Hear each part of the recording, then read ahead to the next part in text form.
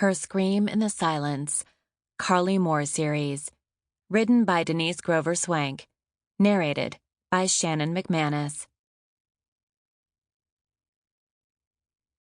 Chapter 1. Carly, order up.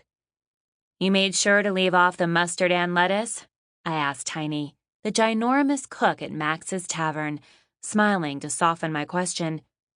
The customer made it very clear he'd be taking it out of our tips if we get it wrong. Tiny placed his hand on the service counter and leveled his gaze with mine. I can read a ticket. I guess it's not you I'm necessarily worried about. I gave a slight nod to the woman struggling to flip a burger on the grill. Tiny had hired the new cook a few days after Biddy, who'd worked under his supervision for years, was shot and killed just outside of the tavern. She'd sold information about me to a man who'd intended to murder me, and he'd immediately turned around and double-crossed her. Despite the steep price she'd paid, Tiny and the rest of the staff saw her action as a bitter betrayal. Once you were accepted at Max's, you were family, and family never turned on each other. After my own father's betrayal, I knew that was nothing but a sweet lie.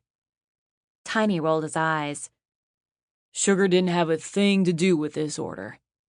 Sugar was the nickname he'd given her, and we'd all taken to using it, even though I was fairly certain that her real name was Phyllis. Tiny plopped another plate on the counter. But she had her hands all over this one. You can give it to Jerry. Jerry was a regular at the tavern, and he lived on a very fixed income. I'd learned on my first night that the staff always tried to feed him something extra on the sly, a habit I'd quickly embraced. We'd give him something he hadn't ordered and claim it had been a kitchen screw-up. But there had been dozens of actual screw-ups a day since Sugar had started, and Jerry had gained a good 5 pounds. I already gave him a lunch. Well, see if he wants this one too. Sighing, I picked up both plates. Jerry might actually put some meat on his bones if we keep this up. Tiny shot a glare at the woman behind the grill. If Max, the owner of the place, didn't fire her soon, I suspected Tiny would take matters into his own hands and do it himself. Rumor had it that Max had hired her as a favor to someone, but no one seemed to know whom. If Max wasn't careful, he might just lose the best fry cook this side of the Smoky Mountains. I carried the plates to the dining room.